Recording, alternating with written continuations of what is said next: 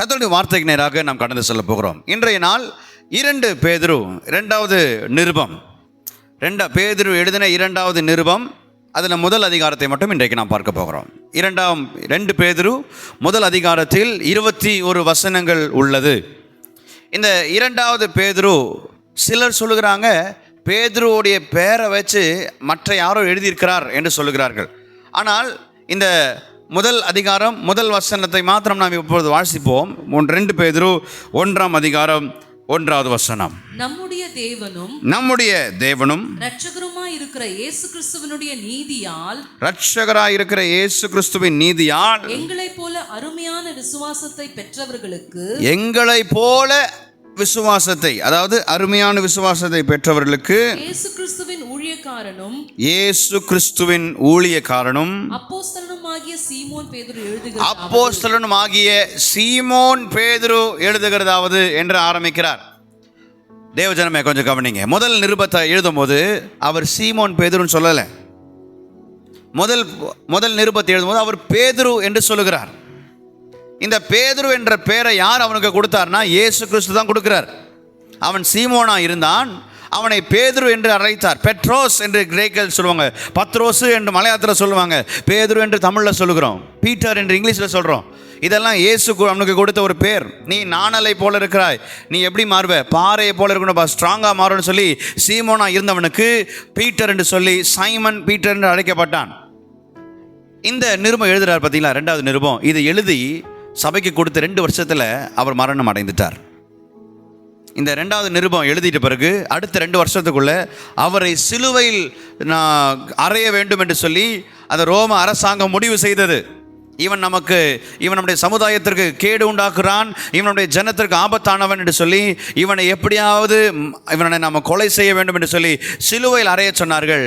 பேதுரு சொன்னார், இயேசுவும் சிலுவை தானே அறைஞ்சார், அவரை போல நான் அடிக்க மாட்டேன், அதுக்கு நான் தகுதி அற்றவன், என்னை தலைகீழாக அறையுங்கன்னு சொல்லி சிலுவையில் தலைகீழாய் அறைந்து அவனை கொலை செய்தார்கள். ஸோ டவுன்வர்ட் கிராஸில் அவனை கொலை செய்தார்கள். அப்வர்ட் கிராஸ்லேயே அவ்வளோ உபத்திரவத்தை வேதனையை இயேசு சுமந்தார். ஆனால் இவனை தலைகீழாக அவனை போட்டு அவனை கொலை செஞ்சுருக்கிறாங்க. எவ்வளோ வேதனை அவன் சகித்திருப்பான் என்று தெரியவில்லை. ஆனால் அந்த மரணத்தை குறித்து சிலர்லாம் பார்த்தீங்களா, சிலர்லாம் மரிக்கிறதுக்கு முன்னாடி அந்த மரணத்தை குறித்து அவங்களுக்கு தெரியும். அந்த மரணத்தினுடைய அடையாளங்கள் எல்லாம் சொல்லுவாங்க. நீதிமானாய் பரிசுத்தமாய் வாழ்கிறவங்க நிறைய பேர் பாருங்களேன், மரிக்கிறதுக்கு முன்னாடியே அவங்க என்ன செய்வாங்க, அவங்க தன்னுடைய எண்டு முடி வெங்க வரப்போது எப்படி இருக்க போகிறது தெரிஞ்சுருவாங்க, எல்லாத்தையும் ரெடி பண்ணுவாங்க. அப்படியா என்ன தெரியல, பேதுருக்கு அப்படி ஏதோ நினைவு வந்துச்சான்னு தெரியல. அவன் முடிய போகுது, அவனுடைய ஓட்டம் முடிய போகுது. அவன் சொல்லுகிறான், நான் எப்படி எழுதுகிறேன், சீமோன் பேதுருவா இருக்கிறேன்ப்பா, நான் எப்படி இருந்தேன்றதை நான் மறக்கவே இல்லை. நம்ம யோசிக்கணும், நம்ம எங்கே இருந்தோம், ரட்சிக்கப்படுறதுக்கு முன்னாடி நம்ம எங்கே இருந்தோம், தேவ பிள்ளையாக மாறதுக்கு முன்னாடி எங்கே இருந்தோம், இது நம்ம யோசிக்கணும். நம்ம எப்படி ஆபத்தில், அழிவில், புழுதியில், குப்பையில், ஆண்டவரே நாங்கள் தூக்கி உதறப்பட்டு உதாசீனப்படுத்த நிலைமையில் இருந்தோமே, அங்கே நேசர் என்னை கண்டீர், இப்போ என்னை இங்கே நிறுத்தி இருக்கிறீர், உமக்கு நாங்கள் நன்றி சொல்லுகிறோம் என்று சொல்லி தன்னுடைய துவக்கத்தை அவன் நினைவுபடுத்தி பார்க்கிறான் சீமோன் பேதுரு. 2வது சொல்கிறாரு, உங்களுக்கு எப்படி விசுவாசம் இருக்குதோ அதே போல் எனக்கும் விசுவாசம் இருக்குது. அப்போது உங்களுக்கு இருக்கிறத விட அதிகமாகவோ இல்லை எனக்கு இருக்க அப்படிலாம் பாகுபாடை பிரிக்காமல் உங்களுக்கு எப்படி விசுவாசம் ஏற்பட்டதோ அதே போல் அதே விசுவாசத்தை தான் நாங்களும் பெற்றிருக்கிறோம் என்று சொல்லி அவன் எப்படி மாறுகிறான். முதல்ல உலகத்துக்குரியவனாக இருந்தேன், சீமோனாக இருந்தேன். 2வது தேவனை விசுவாசிக்கிறவனாக இருந்தேன். அப்படி தேவனை விசுவாசித்த போது தேவன் என்ன செய்தார், தம்முடைய ஊழியக்காரனாக என்னை பிரித்தெடுத்தார். தம்முடைய ஊழியக்காரனை பிரித்தெடுத்து அவருடைய மரணத்துக்கு பிறகு என்னை அப்போஸ்தலனாக என்ன செய்தார், தேவன் மாற்றினார். அப்போஸ்தலனாக, அப்போஸ்தலர்களில் பிரதான அப்போஸ்தலன் என்று சொல்லி இவர் தன்னை என்ன செய்தார், பேதுரு தான் சீஃப் அப்போஸ்தல் என்று சொல்லுவார்கள். இதெல்லாம் சரி, எழுதினவர் யார் தெரிஞ்சிச்சு. அப்போ எழுதினவர் யார் தான், பேதுரு என்று நமக்கு தெரியுது. எழுதப்பட்ட காலம் கிபி 65, கிபி கிறிஸ்துவுக்கு பின். அதாவது இப்போ நமக்கு எத்தனை கிறிஸ்துவுக்கு பின் எப்போ, இப்போ 2020, ஆமாம் நிறைய பேர் 2025 இல்லை, சிலர்லாம் 2021 அப்படியே நிற்கிறாங்க. கொரோனாவுக்கு முன்னாடி 19 என்ன செய்யுது, நிறைய பேருடைய அப்படியே வாழ்நாடு அப்படியே நின்று போச்சு. என்ன பண்ண, இன்னும் சொல்ல போனால் 2025 நிற்கிறோம். ஆனால் இப்போ யோசிக்க பார்த்தீங்கன்னா 2025 அவர் எழுதுனது 65. ஆல்ரெடி முதல் நிருபத்தை பார்க்கும்போது பார்த்தோம், 65லேருந்து 67 இந்த காலகட்டம் கிறிஸ்தவர்களுக்கு மிகுந்த உபத்திரவத்தின் காலம். நீரோ மன்னன் என்ன செய்தான்? கிறிஸ்தவத்தை மிகவும் என்ன செய்தான்? உபத்திரவப்படுத்தினான். Christians were persecuted a lot during this age where the Romans governed and ruled the people. ஜனங்களை அவர்கள் அரசாண்ட போது என்ன செய்தார்கள்? மிகுந்த உபத்திரவத்தை கிறிஸ்தவர்கள் இயேசுவை ஏற்றுக்கொண்டாலே என்ன செய்தார்கள்? மிகுந்த உபத்திரவத்தில் எழுதப்பட்ட ஒரு நிருபம். யாருக்கு எழுதுகிறார்? கிறிஸ்தவர்கள், அதாவது தேவனை அறிந்த பிள்ளைகள், சிதறடிக்கப்பட்டவர்களை முதல் நிருபத்தை எழுதும்போது சிதறடிக்கிறவங்களே உற்சாகப்படுத்தினார். முதல் 5 அதிகாரத்தை என்ன செஞ்சார்? உற்சாகப்படுத்தினார். எப்பா, நீங்கள் சிதறடிக்கிட்டீங்க, அங்கே இருக்கிறீங்க, கவலைப்படாதீங்க, நீங்கள் பாடுபட்டாலும் கிறிஸ்து வருவார், உங்களுக்கு பலன் கொடுப்பாரு, நீங்கள் பிரித்தெடுக்கப்பட்டவங்க, நீங்கள் பரலோகத்துக்குரியவங்க, நீங்கள் பணிந்து போகக்கூடியவங்க என்று சொல்லி பல விஷயத்தை சொல்லி அவர் உற்சாகப்படுத்துறார். இந்த நிருபம் எதுக்கு எழுதுறா தெரியுமா? இந்த நிருபம் எப்பா கள்ள போதனையை சொல்லுகிறவன் வருவான், கள்ள தீர்க்கதரிசிகள் எழும்புவார்கள், கள்ள உபதேசத்தை கொண்டு வருகிறவர்கள் இருப்பார்கள். நீங்கள் என்ன செய்யக்கூடாது? அவர்களுக்கு உங்கள் இருதயத்தில் இடம் கொடுக்கக்கூடாது. எச்சரிப்பை காண்பிக்கிறது தான் 2வது நிருபம். Peter warned about false prophecy, false doctrine, false salvation. ரட்சிப்பை காண்பிக்கிறேன்னு சொல்லி நிறைய பேர் நிறைய உபதேசத்தை கொண்டு வருவார்கள். ஆனால் ஜாக்கிரதையாக இருங்கள். அந்த வசனம் இங்கே இருக்கு, ஜாக்கிரதையாக இருங்கள். பி டிலிஜென்ட் என்று சொல்லி ஜாக்கிரதையாக இருங்க சொல்லி இந்த வசனம் முதல் அதிகாரத்தில் இருக்கும். அப்போது தேவ ஜனமே, அவர் 2ஆம் வசனத்தில் சொல்றது என்ன சொல்றாரு? வாசிக்கலாமா? 2ஆம் வசனத்தை, தேவனையும் நம்முடைய கர்த்தராகிய இயேசுவையும் அறிகிற அறிவினால் உங்களுக்கு கிருபையும் சமாதானமும் பெருக கடவது. இந்த 2 தான் ஆவிக்குரிய பிள்ளைக்கு கிடைக்கக்கூடிய உயர்ந்த ஸ்லாக்கியம். 1 கிருபை, 2வது சமாதானம். இது 2மே நீங்கள் சம்பாதிக்க முடியாது. யாராவது நிம்மதியை சம்பாதிச்சு வச்சுருக்கீங்களா? பேங்க்கில் யாராவது நிம்மதியை சேர்க்குறானா? முடியாதுங்க. நம்ம பிரயாசத்தில் சேர்த்து வைக்க முடியாத 2 விஷயம், 1 கிருபை, இன்னொன்று சமாதானம். இது யார் தான் தர முடியும்னா, இது தேவனால் மட்டும்தான் நமக்கு தர முடியும். இது கர்த்தரை அறிகிற அறிவினால் மாத்திரம் நாம் பெற்றுக்கொள்கிற ஒன்று, கிருபையும். இன்னைக்கு தேவ சமூகத்தில் உட்கார்ந்து கொண்டிருக்கிறீங்களே, உங்களுக்கு தேவன் சொல்லுகிறார், தேவனை அறிகிற அறிவை வெளிப்படுத்த வேண்டும் என்று சொல்லி அமர்ந்து கொண்டிருக்கிற உங்களுக்கு கிருபையும் சமாதானமும் உண்டாவதாக என்று சொல்லி கர்த்தர் சொல்கிறார், பெருகுவதாக என்று சொல்லி பேதுரு இங்கே எழுதுகிறார். இவங்களுக்கு மட்டும் இல்லை, உங்களுக்கும் தேவனுடைய கிருபையும் சமாதானமும் தேவன் தருவாராக. நீங்கள் எந்த போராட்டத்திலையும் எந்த தத்தளிப்பில் இருக்கீங்க என்று நமக்கு தெரியாது, ஆனால் உங்களுக்கு தெரியும். உங்களுடைய பிரச்சனை நடுவில் கர்த்தர் உங்களுக்கு சமாதானத்தை தருவாராக. கிருபை என்பது நமக்கு மறைந்த ஒன்று, நம்மால் பார்க்க முடியாது ஒன்று. சொல்லுகிறேன், நாம் அடுத்த நாள் எழும்புவதே என்னதான்? கிருபை தான். நாம் நடப்பது தேவ கிருபை. இன்றைக்கு நாம் வீட்டிலேருந்து வெளியே வந்துட்டு மறுபடியும் வீடு திரும்புறதுன்றது சாத்தியமில்லாத ஒரு நிலைமையில் இருக்கிறோம். ஆனால் அப்படி வாழ்கிறோமே, ஏன்? தேவ கிருபை. கர்த்தர் உங்களுக்கு அந்த கிருபை கொடுக்கிறார், அந்த சமாதானத்தை கொடுக்கிறார். இதை வாசிக்கிற நமக்கும் கிருபையும் சமாதானமும் பெருகுவதாக என்று ஜெபத்தோடு கூட இந்த நிருபத்தை அவர் துவங்குகிறார். 3ஆம் வசனத்திலிருந்து 4ஆம் வசனம் வரைக்கும் நம்ம பார்த்தோம்னா, தம்முடைய மகிமையினாலும், இந்த வசனத்தை நல்ல நிதானமா, தம்முடைய மகிமையினாலும் காருண்யத்தினாலும் நம்மை அழைத்தவரை அறிகிற அறிவினாலே, தேவன் நம்மை அழைத்தார், அவரை அறிகிற அறிவினாலே ஜீவனுக்கும், 1 ஜீவன், தேவ பக்தி வேண்டிய யாவற்றையும் அவருடைய திவ்ய வல்லமையானது நமக்கு தந்தருளுவதுமின்றி, நமக்கு தேவன் திவ்ய வல்லமையினால் தந்திருக்கிறார். தேவ பக்திக்குரியவைகளை தந்திருக்கிறார், ஜீவனுக்குரியவைகளை தந்திருக்கிறார். இதெல்லாம் எப்படி தந்திருந்தது? நான் சுயமாய் நின்று நம்ம சொல்ல முடியாது, நான் பிறந்தது என்னுடைய சுய பலத்தினால் நான் பிறக்கவில்லை. கர்த்தர் என்னை ஜனப்பித்தார், கர்த்தர் என்னை பிறக்க செய்தார். அதிலிருந்து இன்னைக்கு வரைக்கும் நீங்கள் சுற்றி பார்க்குற எல்லாமே கர்த்தருடைய திவ்ய வல்லமையினால் உண்டாக்கப்பட்டது, அது உங்களுக்கு கொடுக்கப்பட்டது. தொடர்ந்து வாசிப்போம். உலகத்தில் உண்டான கேட்டுக்கு தப்பி, கர்த்தர் சொல்கிறார், நீ ஜாக்கிரதையா இருக்கணும்னா நம்பர் 1, இச்சையினால் உலகத்தில் இருக்கிற எல்லா கேடுக்கும் நீ தப்பி வாழணும். தப்பி வாழணும்னா என்ன தெரியுமா? இப்போ நீ ஒரு கேம்லாம் நிறைய பசங்க கேம்ஸ் கேம்லாம் விளையாட்டு செய்கிறாங்கல்ல. இப்போ இங்கேருந்து ஒருத்தர் உங்களுக்கு விரோதமாக என்ன செய்கிறார், அம்பு ஏகுறாருன்னா அதுலேருந்து தப்பிக்கணும்னு என்ன செய்யணும்? நீங்கள் ஒன்று இந்த பக்கம் இல்லை இப்படின்னா போகணும். நீங்கள் தப்பாமல் இருந்தீங்கன்னா என்ன பண்ணணும்? இந்த அம்பு. அப்போ தேவ சங்கீதம் 91 நம்ம வாசிக்க வேண்டாம். சங்கீதம் 91 நீங்கள் தொடர்ந்து வாசிக்கலாம். வேடனுடைய, பார்த்தீங்களா, வேடன் எப்போவுமே இருக்கிறான், அவன் அம்பு எரிஞ்சிக்கிட்டே இருப்பான், இச்சை எறியுவான். இந்த உலகத்தினுடைய ஆசைகளை எறிவான், இந்த உலகத்தினுடைய மோசங்களை எறிவான், இந்த உலகத்தில் இருக்கிற எல்லா அக்கிரமத்தையும் எறிவான். நம்ம என்ன செய்யணுமா, நான் நிற்பேன் அப்படி நிற்காம அதில் தப்பி ஓடணும்னு சொல்கிறார். நான் இந்த பக்கம் அந்த பக்கம் என்ன செய்யணும், உலகத்தில் இருக்கிற ஓட்டத்தில் நான் என்ன செய்யணும், எதிரே வருகிற எல்லா போராட்டத்துக்கும் தப்பி வாழணும் அப்படின்னு கர்த்தர் சொல்கிறார். உலகத்தில் நீங்கள் சிக்கிறாதீங்க. அது உங்களை இந்த உலகம் முதல்ல காண்பிக்கிறது. நல்லா யோசிங்க, உங்கள் டூத் பேஸ்ட்டில் நான் அது முதல்ல ஆமாம் அப்படி ஆரம்பித்தது. எல்லா செவத்தையும் உடச்சிட்டு வருவான். கிச்சனில் இருந்தாலும் உடச்சிட்டு, பெட்ரூமில் பாத்ரூமில் கூட உடச்சிட்டு வந்து உன் டூத் பேஸ்ட்டில் உப்பு இருக்கான்னு கேட்குறான். அது உண்மையிலே அது நீங்கள் கண்டுபிடிக்க முடியுதா? உங்கள் பல்லு உண்மையிலே சுத்தமாகுது உங்களுக்கு தெரியுமா? அந்த இது மட்டும் நான் சொல்லலை. அட்வர்டைஸிங் பண்ணும் போதெல்லாம் நல்லா காமிப்பான். ஆனால் உண்மையிலே அதை நாம் அதிகமாக பயன்படுத்தும் போது நம்முடைய பல்லுக்கு என்னவா மாறுது, கேடாக மாறுது. இன்றைக்கி உங்கள் இதை ஊற்றி நீங்கள் க்ளீன் பண்ணுங்கள், 99.9% ஆகிடும். ஏன் அந்த மீதி இருக்கிற 1%, 0.01% அது அவனாலே கேரண்டி கொடுக்க முடியல. ஆனால் அட்வர்டைஸ்மெண்ட்லாம் பாருங்களேன், பிரம்மாண்டமாக இருக்கும். ஆனால் அதோடைய அது உண்மையாகவே இருக்குதா இல்லையா? ஆனால் நான் சொல்ல முடியும், 100% ஒருத்தர் உங்களை சுத்தம் பண்ணுவார், உங்களை சுத்திகரிப்பார், பரிசுத்த ஆவியானவர். அவர் 90%, 99%, 100% நம்மளை சுத்திகரிப்பார். 100% நமக்கு ஆசீர்வாதத்தை கொடுப்பார்.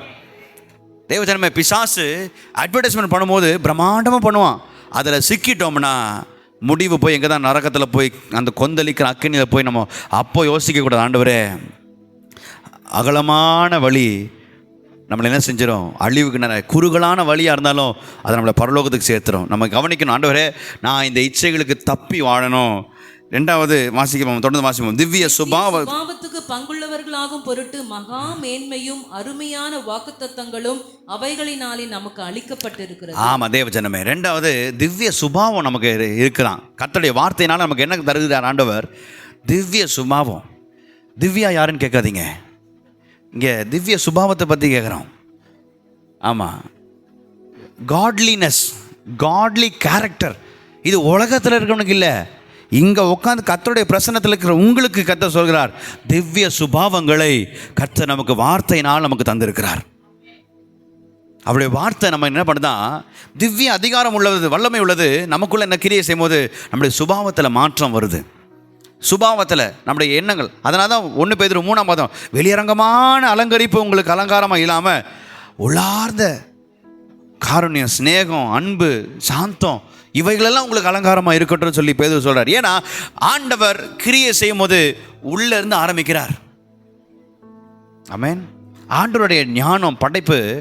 நான் நேற்றைக்கு ஒரு ஒரு ஒரு ஒரு ஒரு காரியத்தை படிச்சுட்டு வரும்போது, ஆண்டவர் படைத்த மனிதனுடைய படைப்பும் இந்த உலகத்தினுடைய படைப்புகளும் பயங்கரமாக ரிலேட் ஆகுது. ஆண்டவருடைய ஞானம் பாருங்கள், ஆண்டவருடைய ஞானம். இந்த கேலக்ஸி எப்படி சொல்லுவாங்க இங்கிலீஷில், கேலக்ஸிஸ் அப்படின்னா பல பல பிளானட்டு, பல மில்கி எல்லாம் சேர்ந்து கேலக்ஸி. அந்த கேலக்ஸியும் நம்முடைய நரம்பும் ஒரே மாதிரி இருக்கும் பிக்சரில்,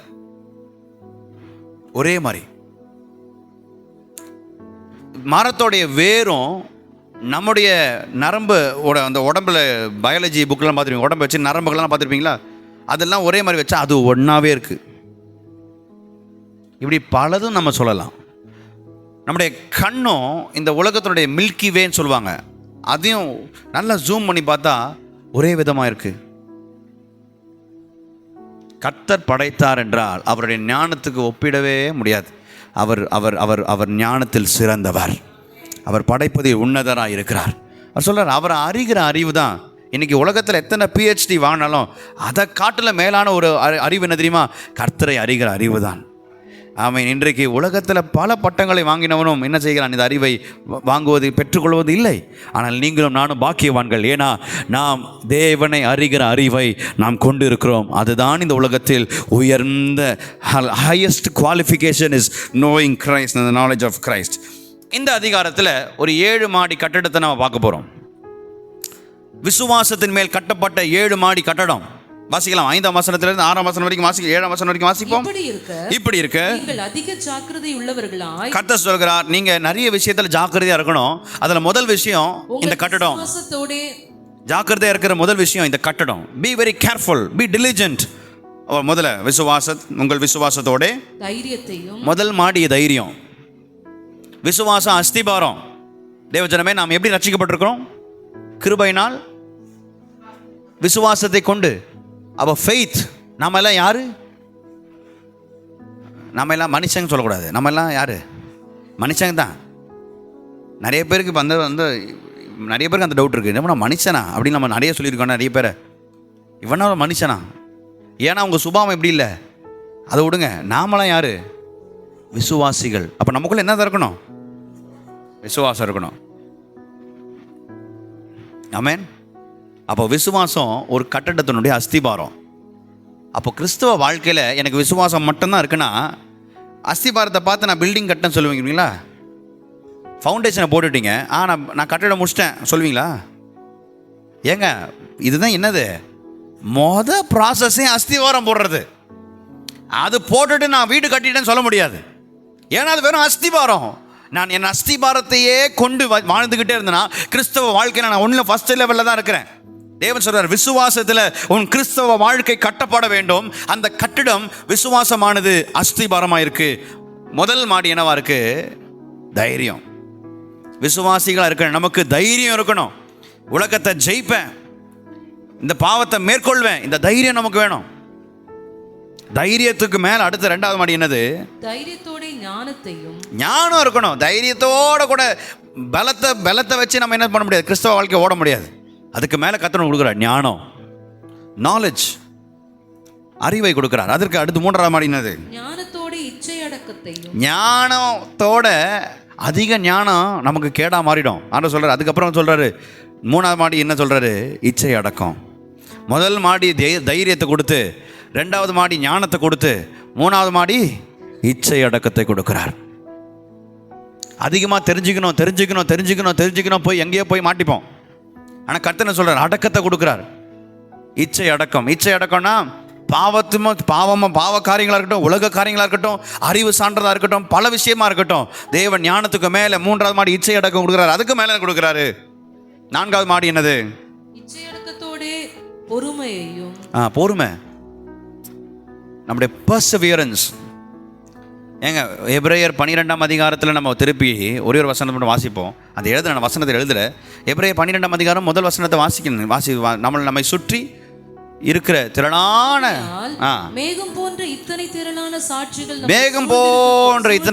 சாட்சிகள் நம்ம சூழ்ந்திருக்க, பாரமான யாவற்றையும் நம்மை சுற்றி நெருங்கி நிற்கிற பாவத்தையும் தள்ளிட்டு விசுவாசத்தை துவக்குகிறவரும் முடிக்கிறவருமாய் இருக்கிற இயேசுவை நோக்கி நமக்கு நியமித்திருக்கிற ஓட்டத்தில் பொறுமையோடு நமக்கு ஒரு எப்படி ஓடணும்? பொறுமையோடு ஓடணுங்க. இன்னைக்கு அவசரப்பட்டு ஓடுறது, உலகமே அவசரத்தில் தான் இருக்கு. உலகமே எப்படி இருக்கு? அவசரத்தில். போன மாதம் ராத்திரியே சுருங்கிடுச்சான். ஒரு ராத்திரியே சுருங்கிடுச்சு, வேகமாக போயிடுச்சு. அந்த நாள் பூமி திடீர்னு டக்குன்னு சுருத்திடுச்சான்.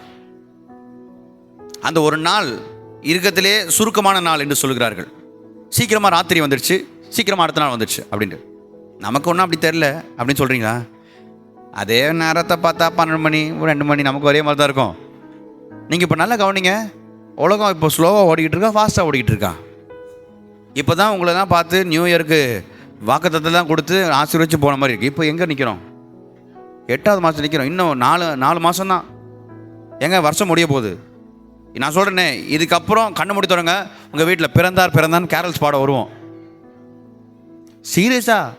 ஏன்னா நாள் வேகமாக போயிடும். உலகம் வேகமாக போகுதுங்க. உலகத்தில் இருக்கணும் வேகமாக போகிறான். இன்னைக்கு 2 மினிட்ஸில் ரெடி ஆகுது, 5 நிமிஷத்தில் ரெடி ஆகுது, 10 நிமிஷத்தில் ரெடி ஆகுது. நிறைய அக்காங்களாம் தெரியும், 10 நிமிஷத்தில் சாப்பாடுன்னு செஞ்சது வறுத்து போட்டு கொடுக்குறான். அது தப்பு கிடையாது, ரெடி ஃபாஸ்ட்டாக போகுதுன்னு சொல்கிறேன். வேகமாக நடக்குதுங்க. ஆனால் நாம் எப்படி விசுவாச ஓட்டத்தில் ஓடும் போது வேகமாக ஓடிட்டோம்னா நாம் எங்கேயோ விழுந்துருவோம். கர்த்தர் சொல்ற பொறுமையோடு ஓடுங்க. பொறுமை என்பது தெய்வீக குணங்களில் ஒரு குணம், பொறுமை. ஆண்டவரே, அந்த பொறுமை எனக்கு வரும் ஆண்டு. நம்ம இதெல்லாம் வச்சு ஜெபம் பண்ண, ஆண்டவரே இந்த 7 மாடு கட்டிடமோ இந்த 7 குணங்களும் எனக்கு இருக்கணும் ஆண்டவரே. தைரியமாக இருக்கணும். 2வது நான் ஞானத்தோடு கூட இருக்கணும். 3வது இச்சை அடக்கத்தோடு கூட இருக்கணும். 4வது பொறுமையோடு. பொறுமைக்கு மேலே ஒரு மாடி இருக்குது. என்ன மாடி? பொறுமையோட தேவபக்தியையும். தேவபக்தி, காட்லினஸ். காட்லினஸ், தெய்வீக பக்தியை தேவன் தருகிறார். நான் ஆவிக்குரிய விஷயத்தில் கர்த்தருக்கு முன்னுரிமை கொடுக்கிறவனா இருந்தால் நான் தேவ பக்தி உள்ளவன். ஒரு நாளை நான் வசனத்தை வாசிக்காமல் தொடங்க மாட்டேன். ஒரு நாள் நான் வெளியே போனாலும் உள்ளே வந்தாலும் ஜெபம் பண்ணிட்டு போவேன், ஜெபம் பண்ணிட்டு உள்ளே வருவேன் சொன்னால் நான் தேவ பக்திக்குரியவன். ஆராதனையிலும் ஜெபத்திலும் நாம் பங்கு பெறுகிறோம். தேவ பக்தி. தேவஜனமே, நம்முடைய காட்லினஸ் எப்படி வளர்க்க முடியும்னா இப்படிப்பட்ட காரியங்களில், ஊழியங்களில், ஜெபங்களில், ஆராதனைகளில், உருவாக்குற காரியங்களில் நாம் ஈடுபடுத்தும் போது தேவ பக்தி நமக்கு பெறுகிறது. ஆமென். அடுத்த மாடி என்ன மாடி? தேவ பக்தியோட சகோதர சிநேகத்தையும். இங்கதான் சகோதர சிநேகம். சரி, சண்டே ஆராதனையில் இருக்கிறதுலே முக்கியமான நேரம் எது? நமக்கு எல்லாருக்கும் தெரியுமே. என்ன நேரம்? பிரசங்க நேரம், ஜெப நேரம், பிரசங்க நேரம். ஓகே, சிலர் ஆராதனைவீங்க, சிலர் ஜெபன்னுவீங்க, பிரசங்கன்னுவீங்க. ஆனால் இதோடு கூட இன்னொன்று முக்கியமான இருக்குது. என்ன தெரியுமா? ஆராதனையில் பிரசங்கம் எந்த அளவுக்கு முக்கியமோ, ஆராதனை எந்த அளவுக்கு முக்கியமோ, ஜெபம் எந்த அளவுக்கு முக்கியமோ, அதே அளவுக்கு ஆராதனை முடிஞ்ச பிறகு ஒருத்தர் விசாரிக்கிறதும் முக்கியம். ஆனால் அதில் நிறைய சபைகள் என்ன செய்தது? விழுந்து விடுகிறது. கர்த்தர் இங்கே சொல்கிறார், 6வது மாடி என்ன தெரியுமா? சகோதர சிநேகம். எப்படி இருக்கிறீங்க? நல்லா இருக்கீங்களா? ஏன்னா நம்ம எல்லாம் பார்க்குறதே வாரத்தில் இப்படி 21 நாள் வச்சா தான் உங்களை அடிக்கடி பார்க்க முடியுது, 40 நாள் வச்சா அடிக்கடி பார்க்க முடியுது. கர்த்தர் நல்லவர். ஆனால் இல்லைன்னு வச்சுக்கோங்க, சண்டே நம்ம என்ன பண்ணுறோம்? சிலர்லாம் நம்ம என்ன செய்யணும்? டெய்லியும் பார்க்குறோம், கடைக்கு போனால் பார்க்குறோம், நம்ம டெய்லியும் இருக்கிறோம், ஓகே ரைட். ஆனால் சிலரெல்லாம் நம்ம என்ன பண்ணுறதில்ல, பார்க்க முடியறதில்ல. அவங்க ஞாயிற்றுக்கிழமை பார்க்குறோம், பார்த்தா கை கொடுத்து எப்படி இருக்கீங்க, நல்லா இருக்கீங்களா? நமக்கு 1000 சோகம் இருக்கும். ஆனால் நம்ம விசாரிக்கும் போது நம்ம மூலமாக ஆண்டவர் ஏதோ அவனுக்கு கிரியை செய்யலாம் இல்லைங்க. நம்ம விசுவாசம் அவனுக்கு ஏதோ பலம் கொடுக்கும். ஆண்டவரே, அந்த சகோதர சிநேகம், ஒருத்தருக்கு ஒருத்தர் நல்லா இருக்கீங்களா, பிள்ளைங்க எப்படி இருக்காங்க, ஏன் போன வாரம் வரல, அப்படி நிறைய என்ன செய்யலாம்? விசாரித்து சகோதர ஸ்நேகத்தை நம்ம என்ன செய்யணும்? பலப்படுத்த. ஏன்னா இங்கே தான் இந்த சகோதர ஸ்நேகத்தை பலப்படுத்த முடியும். பரலோகத்துக்கு போயிட்டோம்னு வச்சுக்கோங்களேன், அங்கே உட்காந்து சகோதர ஸ்நேகம் ஏங்க போன வாரம் வரலன்னு சொல்லி கேட்க முடியாது. அதனால் இருக்கிற வரை என்ன செஞ்சிடலாம்? என்ன நல்லா இருக்கீங்களா இல்லையா? ஏன்னா அவங்க மேலே வருவாங்களா அப்படின்றது கூட தெரியாது நமக்கு. ஏன் நம்மளே போகுமா இல்லையான்றதே நமக்கு நிறைய டவுட்டாகவே இருக்குது நிறைய பேருக்கு. உங்களுக்கு சொல்லலை, நிறைய பேருக்கு டவுட்டு. எக்கால சத்தத்தை கேட்குமா? இயேசு வருவாரா? நான் போவேனா? இல்லை நான் நரகத்துக்கு போகிறேனா? நிறைய பேருக்கு டவுட் இருக்குது தேவஜனமே. அதனால் இந்த நேரத்தில், உலகத்தில் இருக்கிற நேரத்தில் தான் என்ன செஞ்சிடணும்? சகோதர ஸ்நேகத்தை வளர்த்தணும். நம்ம நிறைய நேரத்தில் ஆராதனையில் நமக்கு என்ன செய்யறதில்ல. ஆராதனை இது பொதுவாக சொல்லுவாங்க, ஆராதிக்கும் போது முழுமையான உள்ளம் செலுத்த முடியும். ஏன்னா எனக்கு அவ்வளோ பாடு, அவ்வளோ வேதனை, அவ்வளோ உபத்திரவம், அவ்வளோ கஷ்டம், நான் எப்படி ஆராதிப்பது என்று சொல்லி நம்ம யோசிக்கிறோம். ஆனால் ஒன்று சொல்கிறேன், ஒன்று கேட்குறேன், பரலோகத்துக்கு போனால் அந்த பாடு, உபத்திரவம், கஷ்டம், நஷ்டம்லாம் இருக்குமா? அங்கே ஃப்ரீயாக தானே ஆராதிக்கிறீங்க. அப்போ அதை விட ஒரு மேலான சாக்கி நமக்கு இங்கே என்ன தராரு? கஷ்டம் இருந்தாலும், நெருக்கம் இருந்தாலும், உபத்திரம் இருந்தாலும், பாடு இருந்தாலும், அதன் நடுவிலும் நான் இதெல்லாம் பெருசாக நினைக்கல ஆண்டவரே, உம்மை ஆராதிக்கிறேன்னு சொல்வது எவ்வளோ உன்னதமான ஒரு சாக்கியத்தை கர்த்தர் நமக்கு தந்திருக்கிறார். இந்த உலகத்தில் இருக்கிற வரைக்கும் தான் பாடு, உபத்திரவம்லாம், அதன் நடுவில் ஆராதிக்கிறான் பார்த்தீங்களா? அவனை கர்த்தர் கூர்ந்து கவனிக்கிறார். அவனுடைய ஆராதனையில் தேவன் மகிமைப்படுகிறார். நம்முடைய ஆராதனை எப்படி இருக்கிறது? ஆண்டவரே, 6வது கட்டிடத்திலே முடிச்சுட்டு மேலே மொட்டை மாடி போடாமல் போயிட்டேன்னா என் வீடு நிறைவாகாது. கடைசியாக கர்த்தர் சொல்கிறாரு, சகோதர சிநேகத்துக்கு மேலே சகோதர சிநேகத்தோட அன்பையும் கூட்டி வழங்குங்கள். ஆமாங்க, அன்பை முடிச்சுட்டு, அன்பை வச்சு கர்த்தர் முடிக்கிறார். அன்பு இல்லாதவன் தேவனை எவ்வளோ வருஷம் சபைக்கு வந்திருந்தாலும் கர்த்தர் அவனுக்கு தெரியாது, கர்த்தர் அவனுக்கு தெரியாது, அவனுக்கு கர்த்தரை தெரியாது. தேவன் இந்த கட்டடத்தை முடிக்கும் போது 7வது மாடி அன்பை போட்டு என்ன செய்கிறார்? ஆண்டவர் நிறைவு செய்கிறார். தேவஜனமே, இன்றைக்கு விசுவாசத்தில் இந்த 7 மாடி கட்டடம் எதில் ஆரம்பிக்குது? அஸ்திபாரமாகி விசுவாசத்தின் மேல் 7 மாடி. 1 தைரியம், 2வது மாடி என்னது? ஹல்லேலூயா. 2வது மாடி ஞானம், 3வது மாடி இச்சை அடக்கம், 4வது மாடி பொறுமை, 5வது மாடி தேவ பக்தி, 6வது மாடி சகோதர ஸ்நேகம், கடைசியா 7வது மாடி அன்பில் முடிக்கிறார். இந்த 7 மாடி கட்டடம் எனக்கு இருக்கா ஆண்டவரே? அப்போ எல்லாருக்கும் எத்தனை மாடி கட்டடம் இருக்கணும்? ஜெயச்சந்திரன்லேயும் போத்தீஸில் மட்டும்தான் 7 மாடி இருக்குது. நமக்கு ஆவிக்குரிய வாழ்க்கையில் என்ன இருக்கணும்? 7 மாடி நான் வீடு கட்டின ஒரு மாடியோட அது இருக்கட்டும், ஒரு மாடி ஆவிக்குரிய கட்டடம் 7 மாடி இருக்க. கர்த்தாவே, விசுவாசத்தில் அஸ்திபாரம் போட்டு அன்பில் நிலைத்திருக்க தேவன் எங்களுக்கு உதவி செய்வார்கள். ஹல்லேலூயா. நம்ம இது வரைக்கும் 7ஆம் வசனம் தான் வந்திருக்கோம். இதெல்லாம் நான் உங்களுக்கு நம்ம வேதத்தை வாசிக்கல, ஒரு ஜஸ்ட் ஒரு ஹிண்ட் மட்டும் தான் கொடுக்குறேன். நம்ம என்ன செய்யணும், இது கேட்டுட்டு வீட்டுக்கு போயிட்டு முடிஞ்சால் என்ன செய்யுங்க, மீண்டும் ஒரு முறை இந்த வசனத்தை வாசிங்க. 8வது வசனத்திலிருந்து 9ஆம் வசனம் வரைக்கும் சொல்றாரு, இவைகள் உங்களுக்கு உண்டாயிருந்து பெருகினா, இதெல்லாம் உனக்கு இருந்து பெருகினா உங்களை நம்முடைய கர்த்தராகிய இயேசு கிறிஸ்துவை அறிகிற அறிவிலே வீணரும் கனியற்றவர்களுமாய் இருக்க ஒட்டாது. தேவஜனமே, அப்போ தேவன் சொல்றார், இதெல்லாம் உனக்கு இருந்துச்சுன்னா, இதெல்லாம் இல்லைன்னா நீ வீணராக இருக்கிற, கனியற்றவனா இருக்கிற. ஆனால் இதெல்லாம் இருந்துச்சுன்னா நீ வீணர் அல்ல, கனியற்றவன் அல்ல. நீ எப்படியாக இருக்கிற, தேவ பிள்ளையாக இருக்கிற. வீணர் அல்ல. You're not empty, you're not barren, you're not unproductive, அன்ஃப்ரூட்ஃபுல்லாக இல்லை, கனியற்றவனா இல்லை. உனக்குள் கனிகளை பார்க்கிறார். நம்மளை பார்க்கும்போது, காலையில் பார்த்தோம், நம்மளை பார்க்கும்போது எப்படி பார்ப்பார்? நம்மளை அழைக்கும் போது கனிமொழி என்று அழைப்பார். உங்கள் கனி எப்படி இருக்குன்னு பார்த்து அழைப்பார். தாளந்தை வச்சு கூப்பிட மாட்டார், ஜெபம் பண்ணுற திறமை வச்சு கூப்பிட மாட்டார், நம்முடைய நிலைப்பாடு, அந்தஸ்து, ஆஸ்தி அதை வச்சு பார்க்க மாட்டார். நமக்குள்ள கனி இருக்கா அப்படின்னு பார்ப்பார். ஏன்னா பைபிள் சொல்லுது, மரம் எதனால் அறியப்படும். பொதுவாக மரம் எதனால் பார்ப்பீங்க? இது என்ன மரம்? ஆப்பிள் மரம்ன்றது எப்படி தெரியுது உங்களுக்கு? ஆப்பிள் இருக்கிறதுனால தெரியுது. ஆமாம். இது தென்னை மரம்ன்றது, ஆமாம், நிறைய பேர் தேங்காய் மரம்னு சொல்லிக்கிட்டு இருந்தது விஷயம். தென்னை மரம்ன்றது தேங்காய் இருக்குது. அப்போது ஒரு கனி தான் அது என்ன மரம்ன்றதே டிசைட் பண்ணுது. அப்போ நமக்குள்ள ஆவியின் கனி தான் நம்ம யாருன்றது டிசைட் பண்ணுது. கதை சொல்கிறார், இதையெல்லாம் இருந்தனா நீ கனி உள்ளவனா இருக்கிற, கனி அற்றவனா இல்லை.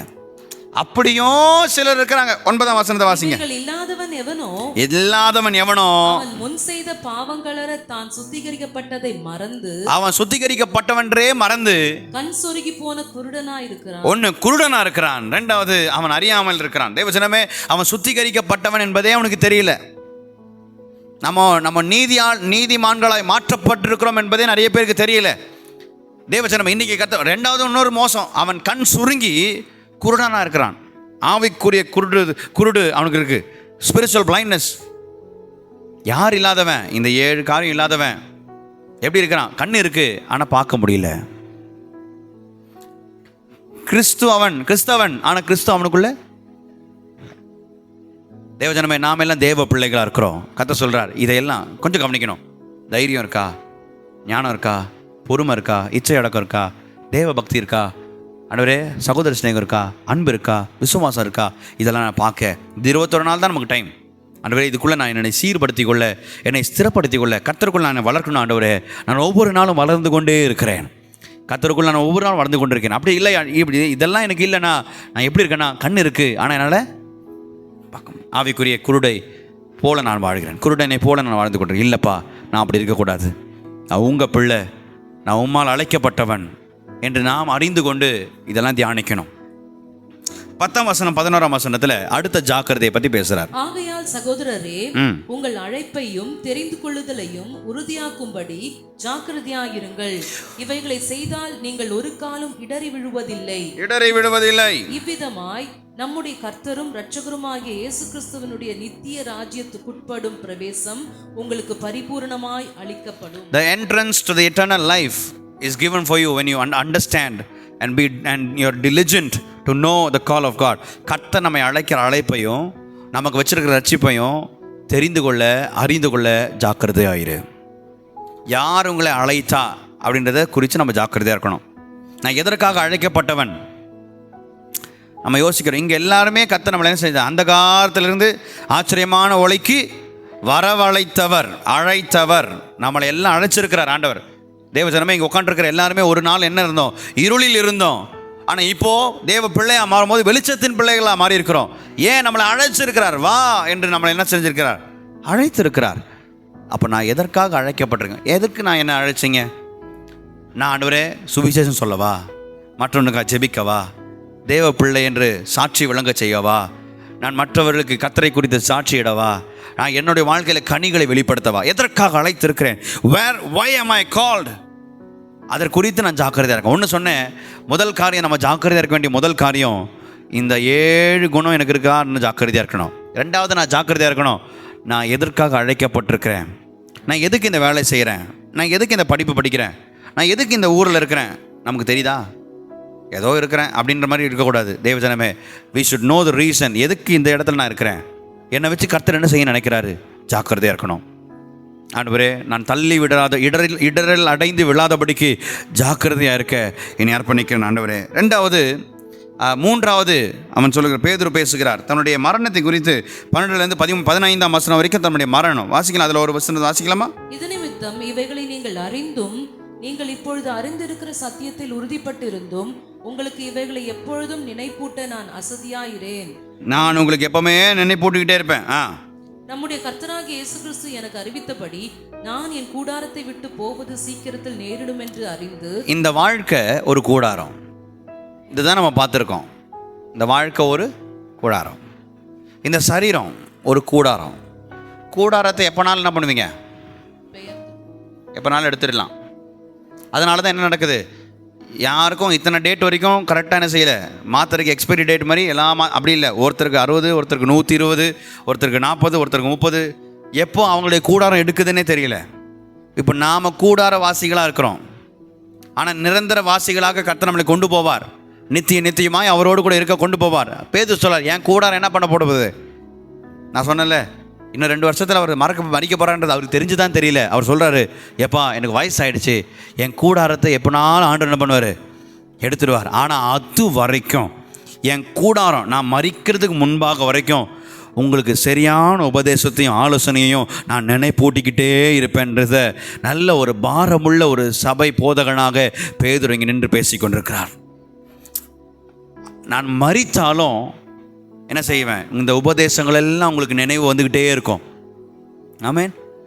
ஆமாம், சரி. ஆண்டவருக்காக உண்மையாக ஊழியம் செய்கிறவர்கள் மறித்தாலும் அவருடைய ஊழியம் பேசிக்கொண்டே இருக்கும். அவருடைய பிரசங்கங்கள் இன்னும் பேசிக்கிட்டே இருக்கும். ஆண்டவரே, அந்த ஊழியன் பேச மாட்டான். அந்த ஊழியன் மரணம் அடைந்தாலும், அதான் நம்ம ஏசிஏ ஸ்தாபனத்தில் ஒரு மூத்த தலைவராக இருந்தார் தாமஸ் ராஜையா. அவர் சொன்னார், அவர் உயிரோடு இருக்கும்போது சொன்னார், நான் மறித்தாலும் என் பிரசங்கம், நான் உங்களுக்கு பிரசங்கம் பண்ணிகிட்டே இருப்பேன் அப்படின்னார். அதாவது அவர் இப்போ இல்லை, ஆனால் அவருடைய பிரசங்கங்கள் இன்னும் அநேகரோடு என்ன பண்ணிக்கிட்டு இருக்கு, பேசிக்கிட்டே இருக்கு. அதான் தேவஜனமே, பேதுரு சொல்கிறார், நான் என் வாழ்க்கை முடிய போகுது, ஆனால் நான் சொன்ன ஆலோசனைகள், நான் காண்பித்த வழிகள், நான் பேசின உபதேசங்கள் எல்லாம் உங்களுக்கு மீண்டும் மீண்டும் நினைவுபடுத்தி கொண்டே இருப்பார் ஆவியானவர் என்று தன்னுடைய மரணத்தை குறித்து பேசின உடனே அடுத்தது ஒரு மகிமையான விஷயத்தை பேசுகிறார். 16லேருந்து 18 வாசிக்கலாமா? 16, 17. நாங்கள் தந்திரமான கட்டுக்கதைகளை பின்பற்றினவர்களாக அல்ல. அந்த காலத்தில் இந்த சுவிசேஷ புஸ்தகத்தை என்ன சொன்னாங்க தெரியுமா, இது ஒரு கட்டுக்கதை அப்படின்னு பேசினாங்க. இந்த தந்திரமான கட்டு, அது ஃபீபிள் என்று சொல்லி இங்கிலீஷில் போட்டிருக்கு. அது கிரேக்க வாட்சில் மித்தோஸ் என்று சொல்லுவாங்க. மித்தோஸ்னா மித்துனா என்னது, கட்டுக்கதை. அவங்க சொன்னாங்க, நீங்கள் எல்லாம் சுவிசேஷம் சொல்கிறீங்களா, அதெல்லாம் கட்டுக்கதை அப்படின்னு சொல்கிறான். ஆனால் பேதுரு சொல்கிறாரு, நான் கேட்டு இந்த கதையெல்லாம் நம்பலை, நான் வாழ்ந்த காலத்தில் நான் பார்த்து இந்த சம்பவங்களை, இந்த இயேசுவை நான் கண்ணார பார்த்திருக்கிறேன், பார்த்தபடியால் உங்களுக்கு நான் சொல்லுகிறேன் என்று சொல்லி அந்த ஜனத்தை உற்சாகப்படுத்துகிறார். வாசிப்போம். மகத்துவத்தை கண்ணார கண்டவர்களாகவே நம்முடைய கர்த்தராகிய இயேசு கிறிஸ்துவின் வல்லமையும் வருகையும் உங்களுக்கு அறிவித்தோம். உங்களுக்கு நாங்கள் இந்த மகிமையை பார்த்தோம்ப்பா, அதனால தான் உங்களுக்கு சொல்கிறோம். அது என்ன மகிமை, அது நிறைய அனுபவத்தில் ஒரு அனுபவம் சொல்கிற. 17ஆம் வசனம், இவர் என்னுடைய நேசகுமாரன், இவரிடத்தில் பிரியமா இருக்கிறேன் என்று சொல்லுகிற சத்தம் உன்னதமான மகிமையிலிருந்து அவருக்கு உண்டாகி, ஆமா கவனிங்க, பிதாவாகிய தேவனால் அவர் கனத்தையும் மகிமையும் பெற்ற போது. நல்லா கவனிச்சிங்களா? மறுரூப மலைக்கு தேவன் என்ன செய்கிறார், சீசர்களை ஒரு 3 பேர் கொண்டு போறார். மறுரூப மலையில் என்ன நடந்துச்சுன்னு உங்களுக்கு தெரியும், ஆனால் நான் மறுபடியும் ஞாபகப்படுத்த விரும்புகிறேன். பிதாவாகிய தேவன் தம்முடைய சத்தத்தினால் வெளிப்பட்டார். இந்த பக்கம் மோசே, இந்த பக்கம் எலியா நிற்கிறார். ஆனால் அவருடைய சத்தம் சொல்லுது, மோசையை பார்த்து சொல்லலை, எலியாவை பார்த்து சொல்லலை, ஆனால் இயேசுவை பார்த்து சொல்கிறார், இவர் என் நேசகுமாரன், இவரில் நான் பிரியமாக இருக்கிறேன். அப்படின்னா மோசே நியாயப்பிரமாணத்தை வெளிப்படுத்துகிறார், எலியா தீர்க்கதரிசிகளை வெளிப்படுத்துகிறார். நீங்கள் இதுவரையும் கேட்டுக்கொண்டிருக்கிற நியாயப்பிரமாணத்தையும் தீர்க்கதரிசிகளையும் காட்டிலும் என் குமாரனை நான் அதிக கனப்படுத்துகிறேன், மகிமைப்படுத்துகிறேன், அவருக்கு அதிக அதிகாரம் உண்டு என்று சொல்லி தம்முடைய குமாரனை மேன்மைப்படுத்தினார். ஏங்க இது நான் கேட்டு நான் நம்பலை, இதை நான் கண்ணார பார்த்தேன் பேதுரு சொல்கிறார். தேவன் சொல்கிறார், ஆண்டவராகிய இயேசு கிறிஸ்துவை அறிந்திருக்கிற நீங்கள் இந்த உலகத்தின் அதிகாரங்களை விட, இந்த உலகத்தின் ராஜாக்களை விட அதிக உயர்ந்தவர் நாம் ஆராதிக்கிற தேவனாகிய இயேசு கிறிஸ்துவாக இருக்கிறார் என்று அந்த ஜனங்களுக்கு சொல்லுகிறார். எப்போ இதை நான் கேட்டு வாங்கலை, இதை நான் பார்த்து உணர்ந்து சொல்கிறேன் என்று சொல்லி மறுரூப அனுபவத்தை பேசுகிறார். நாம் எல்லாம் யாரை மறுரூபமாக்கி கொண்டே இருக்கிறோம், பரிசுத்தமாகிறவன் இன்னும் ஆகிக்கொண்டே இருக்கிறோம். இந்த ப்ராசஸில் நமக்கு இருக்கிற எல்லாவற்றை காட்டிலும் என் தேவன் பெரியவர் என்பதை எப்போ நாம் அறிந்து கொள்கிறோமோ நம்ம மறுரூபமாகிக்கொண்டே இருக்கிறோம். நிறைய பேருக்கு இதை விட மற்றது தான் பெருசாக தெரியும், அவங்க இன்னும் இப்போ தான் ஆரம்பிக்கிறாங்க. ஆனால் நம்ம நடந்து இந்த ப்ராசஸில் தேவனே, நாங்கள் இந்த மறுரூபத்தின் அனுபவம் நியாயப்பிரமாணத்தை காட்டிலும் தீர்க்கதரிசிகளை காட்டிலும் உயர்ந்த ஒரு நாமம் இயேசுவின் நாமம். அந்த நாமத்தை அறிந்திருக்கிற நாங்கள் ஒருபோதும் அகன்று போகிறவர்கள் அல்ல, நாங்கள் தேவனில் நிலைத்து இருக்கிறவர்கள் என்று சொல்லி அவர் உறுதிப்படுத்துகிறார். 19 நீங்கள் தொடர்ந்து கீழே வரைக்கும் பார்த்தீங்கன்னா, அதிக உறுதியான தீர்க்க தரிசன வசனமும் நமக்கு உண்டு. பொழுது விடிந்து விடிவெள்ளி உங்கள் இருதயங்களில் உதிக்கும் அளவும் இருளுள்ள ஸ்தலத்தில் பிரகாசிக்கிற விளக்கை போன்ற அவ்வசனத்தை கவனித்திருப்பது நலமாயிருக்கும். வசனம் இருள்ல வெளிச்சம் கொடுக்குது. நம்பர் 1. ஆமென். வசனம் இருளில் என்ன பண்ணுது? வெளிச்சம் கொடுக்குது. தொடர்ந்து வாசிங்க. வேதத்தில் உள்ள எந்த தீர்க்க தரிசனமும் சுய தோற்றமான பொருளை உடையதா இராதென்று நீங்கள் முந்தி அறிய வேண்டியது. தீர்க்க தரிசனமானது ஒரு காலத்திலும் மனுஷருடைய சித்தத்தினாலே உண்டாகவில்லை. தேவனுடைய பரிசுத்த மனுஷர்கள் பரிசுத்த ஆவியினாலே ஏவப்பட்டு பேசினார்கள். இது பேர் தான் இன்ஸ்பிரேஷன் என்று சொல்வார்கள். The word of God is inspired by the Holy Spirit. பரிசுத்த ஆவியானவர் ஏவுதலினால் எழுதப்பட்ட இந்த பரிசுத்த வேதாகமம் இங்கே நம்முடைய கைகளில் இருக்கு. 40 ஆசிரியர்கள், 40 மனிதர்கள் எழுதி அதை அமைத்து அதை ஒழுங்குபடுத்தி நம்முடைய கைகளில் வேத வசனமாக இருக்கிறது. இது ஏதோ மனுஷன் தன்னுடைய இஷ்டத்தில் எழுதினது அல்ல, மனிதர்கள் தன்னுடைய சித்தத்தில் எழுதினவர்கள் இல்லை. அப்படி எழுதியிருந்தால் இவ்வளோ ஒற்றுமை இருக்காது. ஒரு புஸ்தகத்துக்கு அடுத்த புஸ்தகம் எப்படி இருக்குது? ஒற்றுமையாக இருக்குது. இப்படி இருக்காது. அவங்க தான் இஷ்டத்தில் எழுதியிருந்தாங்கன்னா இந்த ஒரு மனத்தை நாம் பெற்றுக்க முடியாது. பரிசுத்த ஆவியானவர் அவர்களுக்கு உதவி செய்தபடியினால் மாத்திரம்தான், just because it is inspired by the Holy Spirit, they could write the word of God. அதையெல்லாம் இணைந்து நம்முடைய கைகளில் 66 புஸ்தகமாய் தேவன் நம்ம கையில் கொடுத்திருக்கிறார். இது எல்லாம் மனிதனுடைய சித்தம் அல்ல, இது கர்த்தர் நம்முடைய கைகளில் கொடுத்த மகா பெரிய உன்னதமான ஈவு என்று சொல்லி பேதுரு சொல்லுகிறார். ஆமென். இந்த தீர்க்கதரிசிகளை, இந்த தீர்க்கதரிசன புஸ்தகத்தை, இந்த சுவிசேஷ புஸ்தகத்தை, இந்த அதிகாரமுள்ள பரிசுத்த வேதாகமத்தை வாசிக்கிற நீங்கள் எங்களை காட்டிலும் அதிக பாக்கியவான்கள் என்று சொல்லி பேதுரு நமக்கு நினைவூட்டுகிறார். ஆமென். பார்த்து விசுவாசிக்கிறவனை காட்டிலும் காணாமல் விசுவாசிக்கிற நீங்கள் பாக்கியவான்கள், தேவனுக்குள் பாக்கியவான்கள். ஆனால் நாம் ஒரு நாள் அவரை பார்ப்போம், அவரை தரிசிப்போம். அதுவரை நான் ஆண்டவரே வார்த்தையை விசுவாசித்து வாழ்கிறேனே, இந்த வாழ்க்கையை நான் இழந்து விடாதபடிக்கு காத்துக்கொள்ள அர்ப்பணிக்கிறேன் என்று சொல்லி நாம் அர்ப்பணிப்போமாக. கண்களை மூடி ஜெபிப்போம். ஆண்டவரே, உம்முடைய மகாபெரிய வார்த்தையின் அதிகாரத்தை இன்றைக்கு நீர் வெளிப்படுத்துகிறீர் அப்பா. பேதுரு அந்த நாட்களில் தம்முடைய சபையாகிய சிதறடிக்கப்பட்ட கிறிஸ்தவர்களுக்கு எழுதினார். ஆனால் இன்றைக்கு இதை வாசிக்கும் போது நாங்கள் ஜாக்கிரதையாக இருக்கணும்ப்பா. எங்கள் வாழ்க்கையில் எங்கள் குணங்கள் மாறட்டும், சுபாவங்கள் மாறட்டும், ஆவிக்குரிய வளர்ச்சி உண்டாகட்டும். கர்த்தாவே, நாங்கள் எப்படிப்பட்டவர்கள், நாங்கள் யாரால் அழைக்கப்பட்டவர்கள் என்று சொல்லி அறிந்து கொள்ள கர்த்தர் ஆவிக்குரிய மந்த நிலைமைகளை மாற்றி போடுவீராக. ஆவிக்குரிய குருட்டுத்தனத்தை எல்லாம் மாற்றி போடுவீராக. நாங்கள் தெளிவாய் பார்க்க, ஆவிக்குரியவர்களாய் மாற, பரிசுத்தவான்கள் என்ற பெயரெடுக்க, மகிமையின் அனுபவங்களை நாங்கள் உணர கர்த்தர் உதவி செய்வீராக. வந்திருக்கிற ஒவ்வொருவருக்கும் இயேசுவின் நாமத்தில் இன்றைக்கு அற்புதத்தை செய்வீராக. இந்த சத்தத்தை கேட்டுக்கொண்டிருக்கிற நம்முடைய பிள்ளைகளுக்கு தேவன் பலத்தையும் கிருபையையும் அதிகாரத்தையும் தந்து ஹல்லேலூயா மேற்கொள்ள செய்வீராகப்பா. எதிரே வருகிற இச்சைகளுக்கும் உலகத்தின் அதிகாரங்களுக்கும் கர்த்தாவே மேலோங்கி நிற்க, உயர்ந்து வர கர்த்தர் உதவி செய்யும்படி ஜெபிக்கிறோம். நம்முடைய பிள்ளைகளுக்கு அனுகூலமான வாசல்கள் திறக்கப்படட்டும். நம்முடைய வார்த்தையை நிறைவேற்றுவீராக. எல்லாவற்றை காட்டிலும் நம்முடைய வசனத்தை கனப்படுத்துகிறவர், நிறைவேற்றுகிறவர். நம்முடைய கருத்துக்களை அர்ப்பணிக்கிறோம். ஆண்டவரே, தேவையோடு கூட, எதிர்பார்ப்போடு கூட, வியாகுலத்தோடு கூட வந்திருக்கிற பிள்ளைகளை கர்த்தர் சந்திப்பீராக. இந்த நாட்களில் கர்த்தர் கூட இருக்கிறார் என்ற நம்பிக்கை பெருகும்படி நாங்கள் ஜெபிக்கிறோம், அர்ப்பணிக்கிறோம், தாழ்த்துகிறோம். இயேசுவின் திருநாமம் மகிமைப்பட்டதுக்காய் ஸ்தோத்திரம். தொடர்ந்து மகிமைப்படும் இயேசுவின் நாமத்தில் ஜெபிக்கிறோம் நல்ல தகப்பனே. செய்த சுலபமாய் ஆத்துமாவே கர்த்தரை ஸ்தோத்திரே, என் முழுவலுமே பரிசுத்த நாமத்தை ஸ்தோத்திரே. என் ஆத்துமாவே கர்த்தரை ஸ்தோத்திரே, அவர் செய்த சகல உபகாரங்களையும் மறவாதே. ஆமென். கர்த்தர் நம்மை ஒவ்வொருவரையும் ஆசீர்வதிப்பாராக, பலப்படுத்துவாராக. ஆமென், ஆமென்.